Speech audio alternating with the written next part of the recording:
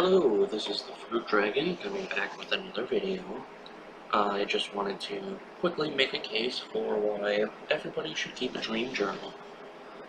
So, starting off, I don't typically have very many dreams, and when I do have dreams, I forget them quite quickly. However, I think that writing a dream journal will help me remember my dreams more vividly, and I think all dreams, good and bad, are a positive experience. I just woke up from a nap an hour ago. I wrote in my dream journal, and unfortunately, I wasn't able to remember as much of it as I'd like to have. But that's just fine. I think with time, I'll be able to remember my dreams a bit better.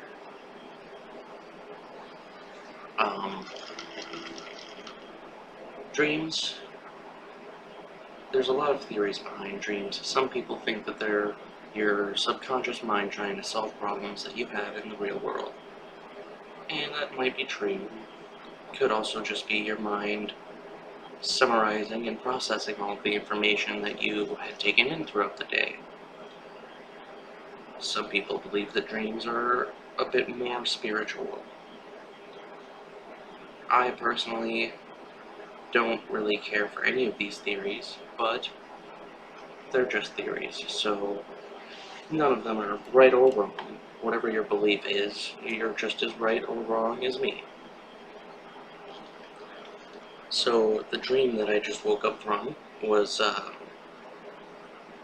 it's difficult to recall now, but I remember I was alone. I was traveling somewhere with my father, and we were separated for some reason. I found myself traveling on my own, and I found someone that I vaguely recognized as a local internet repairman. And so I stayed with him for the night, because I was fucking alone. What else was I gonna do?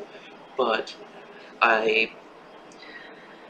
soon after I left them, I did meet back up with my dad, and I met up with someone who I don't recognize, and she was a very kind person, redhead, sweet voice. I remember there were these giant birds. They were almost like eagles, but they were black, and they were hungry. They were hunting for something, and unfortunately, the only living things that I saw in this dream were people and birds. So I guess we were the only things on the menu. And with that in mind, it was imperative to find shelter before the sun went down. I know, in real life birds don't travel during the night, but in rare cases they do, like owls, but most birds go to sleep when it gets dark. So with that in mind, we found another shelter, and we stayed there, chilled out.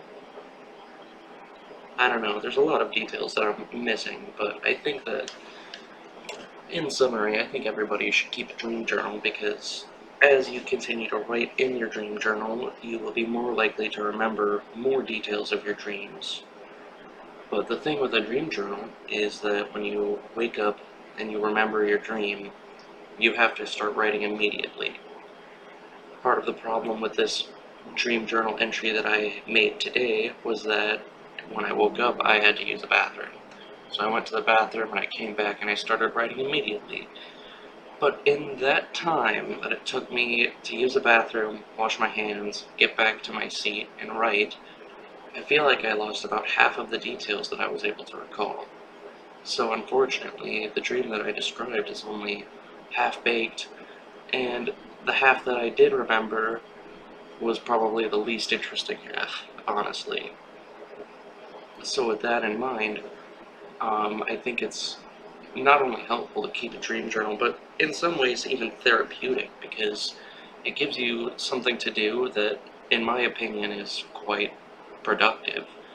And if you ever need inspiration for writing a story, or something of the sort, you can always reference that dream journal, and it will always give you deeper insights to your own mind, even if you're not quite sure what those deeper insights might mean. Um, and the fact that dreams are always so surreal makes for a very interesting passage in a story if you were trying to write something original.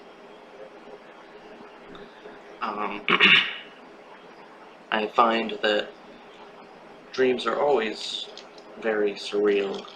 Maybe that's just universal amongst people, I'm not exactly sure.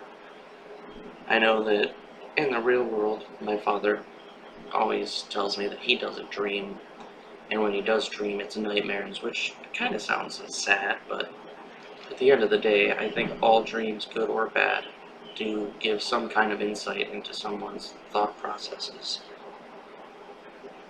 I'm not exactly sure what dreams are supposed to mean, but I value them, and that's why I started my dream journal, because I would like to remember them more often. Um, Dreaming is always very interesting, especially lucid dreaming. When I was younger, I was able to lucid dream a lot. However, I don't know if it's a skill or if it's by random chance.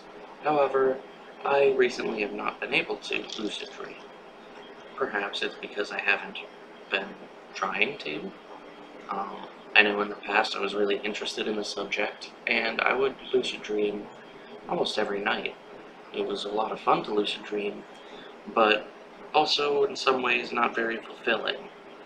You know how in a dream you can eat your favorite food, but you won't get any taste out of it. So there's some aspects of dreaming, even lucid dreaming, that just aren't as satisfying as the real world, but I still think that it's good overall, and honestly, I don't think that bad dreams are necessarily bad. I think it's more that people might be facing fears or uncomfortable situations in their dream, perhaps even something that's never happened to them before, but it's something that they've been thinking about. And in those cases, I think that it's definitely valuable because you can at least then think about what you would do in those situations if you ever needed to get through them yourself.